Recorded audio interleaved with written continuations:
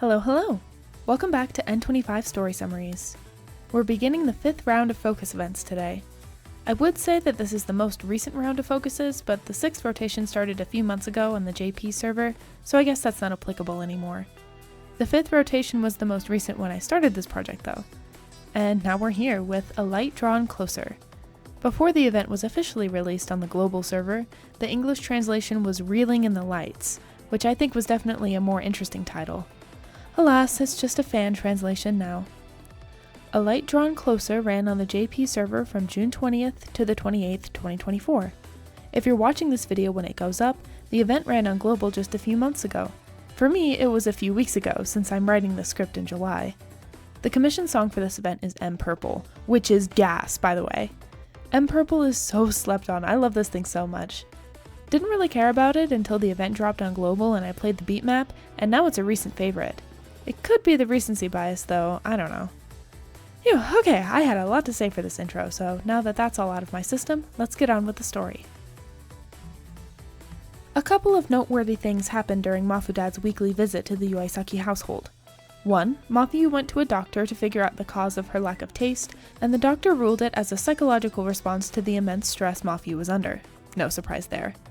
2. Mafudad returns Mafuyu's laptop that had just come back from the repair shop, so all is well on that front. 3. Mafuyu says, "See you next week," to her dad as he leaves. Big steps over here. On his walk home, Mafudad realizes that though they've made a lot of progress and Mafuyu seems to be doing much better mentally, he can't do that much to help her without knowing what happened leading up to Mafuyu's, extended sleepover. He needs to know more about his daughter, and to do that, he needs to talk to his wife. Mafumam is sitting alone in the dark when Mafudad arrives at home. He gives a quick update on Mafuyu's well-being, but Mafumam says nothing.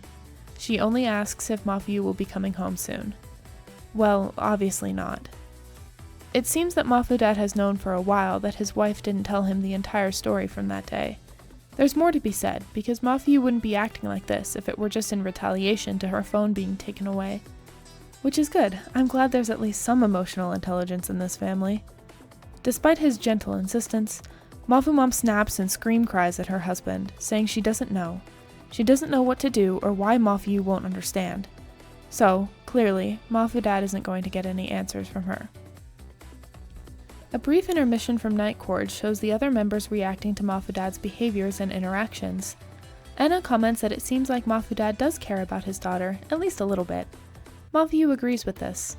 He never forces her to talk about anything she doesn't want to, brings her gifts, and doesn't react negatively when she says she's not ready to go home yet. Mafuyu knows that she needs to go home as soon as she can, but... Fast forward to the following week, during Mafudad's next visit, he decides to try asking Mafuyu for her version of events. She does try, but the memories end up being too painful and the words get stuck in her throat. Mafuyu apologizes over and over, and she really does want to tell him what happened. She just can't. Mafudad backs down and thanks her for trying, leaving shortly after. It takes a while for Mafuyu to recover. Even after Kanade takes care of her, Mafuyu ends up having a nightmare in which her father was present during the argument, agreeing with Mafumam and shaming his daughter. Mafuyu jolts awake and is found by Miku and Rin. They ask Mafuyu about the dream and she explains, but she looks absolutely destroyed at the prospect of what that reality might be like. Miku and Rin leave Mafuyu to rest and head back over to the Sekai. The pair of Vocaloids isn't sure about what to do next. They both want to help Mafuyu, that much is clear. But how? Musique enters the Sekai right about then and starts rambling on about some new ribbons she's going to make, before catching Miku and Rin's expressions and quickly switching the mood. Miku tells Musique everything. After thinking about it a little, Musique reasons that Mafudad is a huge source of hope for Mafuyu. He's family, he cares about her, and he's willing to put in the work to help her. If he were to suddenly switch up out of nowhere, it would leave Mafuyu in an even worse state. Musique thinks about her sister and realizes something. If Mafuyu can have that pillar of support, it may be just the thing she needs to start healing. That dream about her dad is clearly still affecting Mafuyu, as she can't get it out of her head even as the school day ends. Some of her classmates try and get her to stay after school to work on homework, but a perfectly timed text from Musique saves the day. It seems Musique made the trip all the way to Mia Girls just to walk Mafuyu home. Musique rambles on about ribbons and such, though she eventually gets to the point and asks Mafuyu if she's feeling any better. Mafuyu says yes, initially, but after Musique reveals that she knows about the dream, Mafuyu drops the act. Musique gives a speech not so dissimilar from the one in We Escape to Survive, but this time it's way less desperate. And guys, the foreshadowing here from Musique is unreal. She doesn't know what's about to happen. And neither should we, so let's be delusional for a little bit longer. If there's even the slightest chance that Mafuyu's dad will understand, then he should know about what really happened, right? That's what this whole lead-up has been about. Musique doesn't say anything new, she just gives Mafuyu a nudge in the right direction. Just then, it starts to rain, and the two are forced to part ways, a foreboding little cloud hovering over Musique's head. Mafuyu is still dealing with all of these conflicting feelings that night. Rin goes to check on her, but not a whole lot of progress has been made. Rin decides to ask Mafuyu about what her dad is like. Unfortunately, Mafuyu can't answer properly. Her dad has always been busy with work and was hardly ever at home, even when she was a little kid. Everything she knows about him was passed down through her mother. But there was that one time. A loud batch of thunder rumbles through the house and scares Rin, poor little thing. It scares her multiple times too. She asks why Mafuyu isn't scared, but a text from Mafudad cuts off her response. He asks if Mafuyu is doing okay with all of the thunder and lightning. Yeah, come to think of it, there was that one time. Like most children, baby Mafuyu used to be scared of thunderstorms. One night, a particularly loud storm was lingering over the Asahina household. Little Mafuyu is absolutely terrified, but her mother said that she's a big girl now and she needs to sleep on her own. The thunder just gets louder and louder, and in desperation, Mafuyu calls out for her mother. The door opens, but it's Mafudad standing in the doorway instead. Little Mafuyu is sobbing in fear now, and her father gently takes her hand in his and sits by her bed.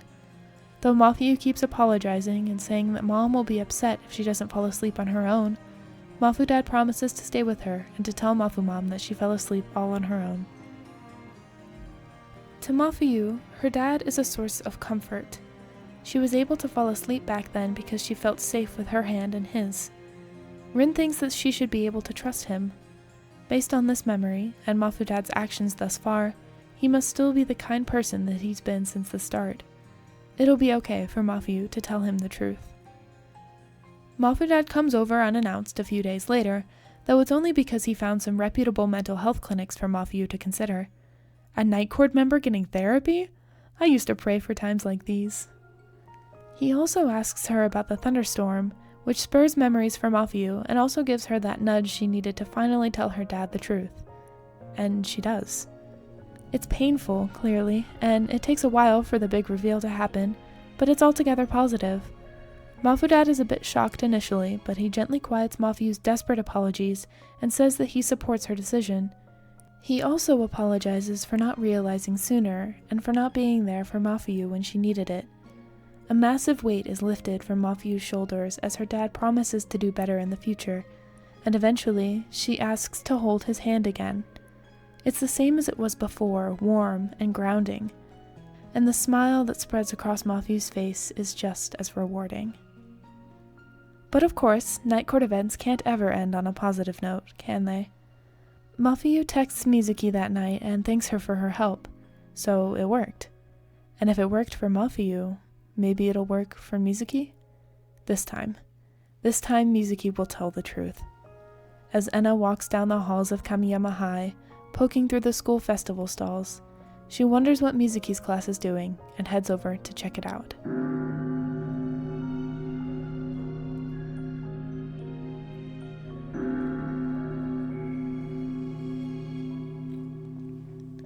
What a note to end it on, right?